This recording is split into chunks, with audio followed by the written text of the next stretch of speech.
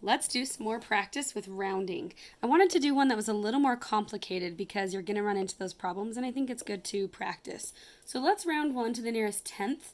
That is going to end up making you change more than you think. Okay, so let's try this. Let's just bring it right here in the middle. Let's do 17.96.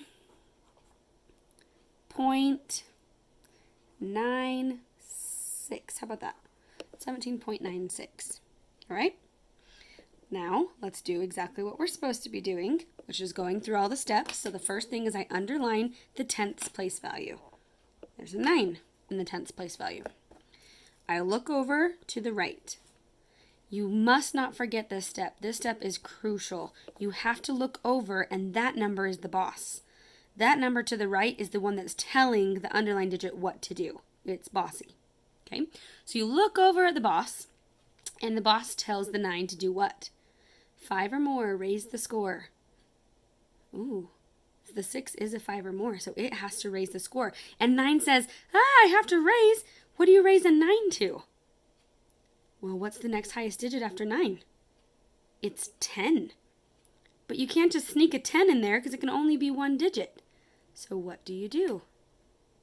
I really want you to challenge yourself and answer it. What do you do? How do you raise a 9?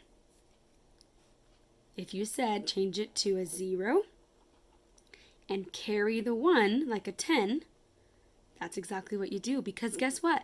If I have 10 tenths, isn't that one more whole? 10 tenths is one whole, or 10 dimes is $1. So yes, I would change this to a 0 because I'm making a whole out of it. I'm making 10 if you want to look at it like that, a 1 and a 0. And now I have the decimal, but it's not a 7. This kind of breaks the rules, and I get to change it. I get to change it to an 8 because I had to bump the 9 up to a 10. So that is why I wanted to practice that, is because it can be a little confusing when you have to change 9s. They kind of have what's called a domino effect. You have to keep working on it. So let's prove that off to the side right here on the left with a number line. Okay. Again, we're just working with tenths. So you say the tenth that they gave you, 17.9. And you put the next tenth up here. What would the next tenth be? 17.9, 17.10? No, because 0.10 is just 0.1. It's 18.0. That's what it is, 18.0. So now who would be in the middle of that? Well, you just add zeros until it makes sense. So this is 17.90 and this is 18.00. Think about having 90 cents and another dollar. What's right in the middle of that? 17.95. So let's graph our number. It was 17.96. So it's going to be on that side of the halfway mark, which shows you that it truly is closer to 18.0 than it is to 17.9. So notice how I still left it. Remember, we can always take off zeros at the end if there's no other digits past the decimal, but I'm not going to. Do you know why I'm not going to? I'm going to leave it as 18.0 because of rule number 5. Make sure your final answer ends in the place value they asked for. And what did they ask for? Tenths. So therefore, I'm going to leave it in tenths. All right, that was a lot of fun practice for rounding to the nearest tenths. Let's practice another kind. Okay? It'll probably we'll be practicing probably 2 more kinds. So let's practice this one. Round to the nearest hundredth.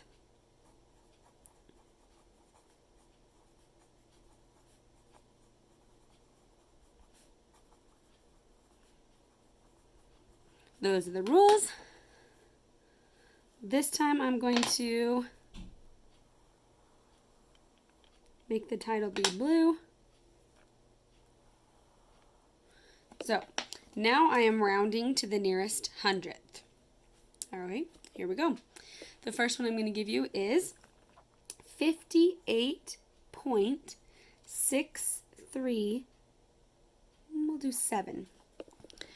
I have to go all the way to the thousandths if I'm rounding to the hundredths. Because remember, I'm going to be underlining the place value and looking to the right. Remember, the boss is on the right. The boss is right. So I have to go to the thousandths in order to round to the hundredths. Pretty cool to think of it like that. Let's just use our pencil and see if you can do this. The 7 tells the 3. 5 or more, raise the score. It says raise it. So I change it to a 4. Everything else in front stays the same. Everything behind it, the 7, disappears. That is the answer, rounded to the nearest hundredth. It's pretty awesome. That is the answer. We're going to circle that in blue this time. Rounded to the nearest hundredth. Okay, let's prove that on a number line underneath.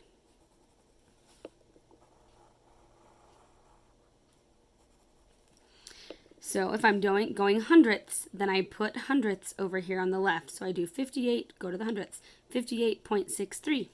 That's who's over here, 58.63. Who's the next hundredth? Count by hundredths, 58.63, 58.64. So I'm still in the hundredths. Who would be in the middle of those? A lot of kids have a hard time with this and they think there's no numbers in between 63 and 64. Yes, there are. Because all you have to do is fly in a 0 the hero, and it becomes 630 and 640 thousandths. So now it's easy to tell, well, 6.635 would be in the middle of those. 30, 35, 40. 630, 635, 640. But it has to still be the 58 holes in front. So that's what's in the middle. So now graph the original number, 58.637. 58.635, 67, it'd probably be about there. Doesn't have to be perfect. And show me that distance. Showing, yeah, that's a lot closer to 58.64 than it was to 58.63. So the only reason why I added 0 the heroes was in order to find out who was right in the middle of those. Okay, let's try another one where we're rounding to the nearest hundredth. Ooh, I'm going to make it complicated. You ready? 27.995. 27.995. First step, underline the place value they're asking for. Hundredths. It's a 9. Second step, look to the boss on the right. The 5 is the boss and the 5 tells the 9, hey you, 5 or more, raise the score. So the 9 has to change, has to bump up to a 10. What do we do when we bump up to 10s? We place a 0 and we carry the 1. And then it's like adding 1/10 plus 9/10.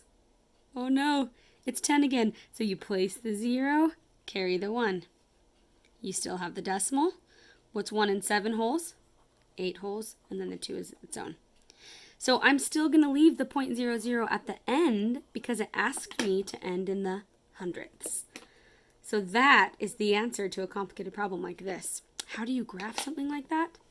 Well, it looks like this. We're doing hundredths, so you give what they have to the hundredths. 27.99. And you'd put, well, who would the next hundredth be? I have 99 cents and I add 1 more cent. The next hundredth would be 28.00. And who would be in the middle of those?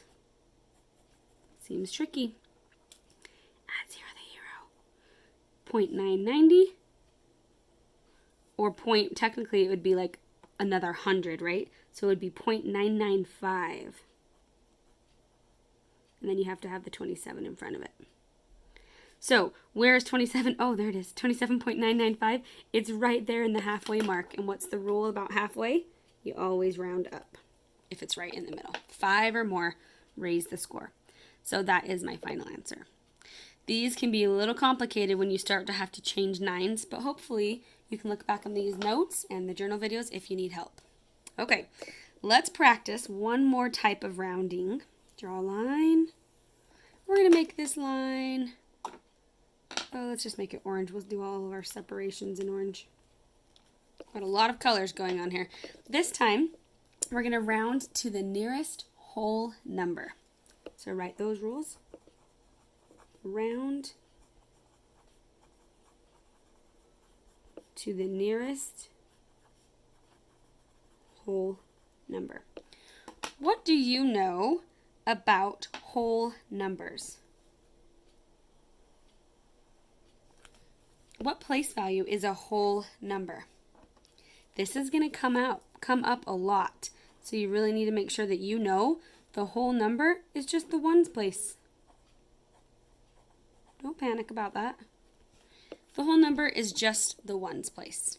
Okay? They're not going to tell you that on an assignment or a quiz or test. You need to know that. The whole number is the ones place. So in order to round to a whole number, I have to have numbers to the right of that, which means I have to have at least tenths in order to do this. But I could have a lot of different numbers. It doesn't really matter. So let's try this one. 7.36. Rounded to the nearest whole number. You just do everything the same. You underline the place value they're looking for. The ones place. You look to the right, and that's the boss. The boss is going to tell that 7 what to do. 5 or more? No, it's not a 5 or more. It's a 3. 4 or less? Yes. Okay, let it rest. Everything in front of the underline stays the same. Well, there's nothing in front. Everything behind the underline disappears. Even the decimal. Your final answer is 7. It's pretty cool. Let's graph it. Ready? We're going to just make those a little short like that. So if you're doing whole numbers, then you put the number they have in the whole numbers on the left. 7. And you put the next whole number up here. 8. Who is right in between 7 and 8? 7.5. But look what they've got. They've got it in hundredths, 7.36. So it would be 7.5, which is 7.5. But let's put an extra 0 on there so that we can graph ours a little easier. 7.50 is the same as 7.5. So where would 7.36 be? I don't know. That'd be about 25. It'd probably be like here. You don't have to be perfect on that. All you're trying to graph that for is to show that it's closer to 7 than it was to 8.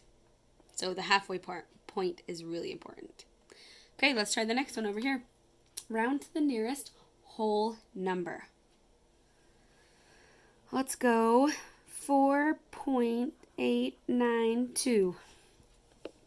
They can give you as many digits as they want. All you need is the wholes place, the ones, and the boss. That's all you really need. You don't even have to look at that right now. So you can cover it up if it's confusing to you, or you can just leave it. But the ones place, the 4, looks over at the 8, the boss, and the boss says, hey, number 4. 5 or more? Nope, it's a 4. So 4 or less, let it rest. The 8 tells the 4, go ahead and rest, buddy. So it rests at a 4. Oh, I'm so sorry. The 8 tells the 4. Woo! Wow, I really wish I was in class doing this. You guys would have caught that and been like, Miss Fisher. Let's replay that again. The 4 looks over at the 8, and the 8 is the boss. And the boss says, hey, I'm an 8. You need to change. Right? So this one is a 5 or more, raise the score. 4 or less, let it rest. Well, that's a 5 or more. That's a boss 8. So the boss tells the 4, you got to raise it. The 4 changes to a 5. Everything in front stays the same. Everything behind it disappears. So your final answer is just 5. And your final answer over here was just 7. So we have to graph that. Guess what? On your assignments, you won't have to graph all of them. But on a problem like a test, you might have to, and it might help you get extra credit. So I'd be paying close attention here. So if I'm doing whole numbers, then my graph needs to have this on the left, a 4, and the next highest whole number, which is a 5. And I've got to show a halfway point. What's right in between 4 and 5? 4.5. But let's add some zeros to make this easy. They've got clear to the thousandths, so I need clear to the thousandths. Now it's easy. Where is 0.892? It's going to be over here-ish. So I would just show, yeah, look, that's a lot closer to 5 than it was to 4. Okay? Pretty awesome. We're going to do one more. We're going to try to work around this paper hole right here. Here's the last one. Rounding to the nearest whole number. Let's see if Miss Fisher can do it without messing you up.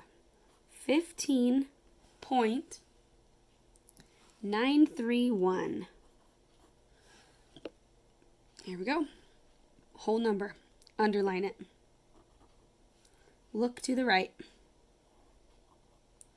The 5 tells the 1, hey, I'm a 5. 5 or more, raise the score. That 1 has to change to a 2. Everything in this situation in front of it stays the same. There's nothing in front. Everything behind it in this situation technically should disappear, but you tell me, is 15 rounded to the nearest ones just going to be 2? That doesn't make sense. Rounded to, oh my goodness, I am struggling. Okay, if you're watching this and you catch this, you should do a little ha ha ha. She's learning from her mistakes all the time. Let me redo that again. What number is technically in the ones place? Oh, it's so good to show that Miss Fisher makes mistakes. I did that on purpose. No, I really didn't. What number is in the ones place? It's not the 1. I have news for you. It's the 5. Not the 1. It's the 5. The 5 looks to the 9. The 9 is the boss. The 9 says, hey, I'm a 5 or more. You got to raise that score. Okay, this makes way more sense. The 5 raises to a 6. Everything in front stays the same. Everything behind it changes to zeros or disappears. And I need to end in the ones place, so I'm just going to leave it as 16. Could you say 16.000000? Sure. But they're asking for it in the whole number place, the ones place. So it's just 16. Wow. Here we go on the graphing. Let's hope Ms. Fisher can get this right. Ready? In the whole numbers, we have a 5, but really we have 15. That's a whole, right? The 5. And what is the next whole number after 15? It's 16. Who's right in between 15 and 16? 15.5. But this is thousandths, so I'm going to make it thousandths. 15.500. And I have 15.931. It is so close up here. It would be like clear up there, almost touching the 16. It is only a few hundredths away, a few thousandths away from being 16. So it would be really close to that. Wow. I'm so glad that you hung in there with me and that you watched me make those mistakes and learn from them. That's the best thing about math, is it's okay to make those mistakes as long as you catch them and fix them. I'll catch you in the next video.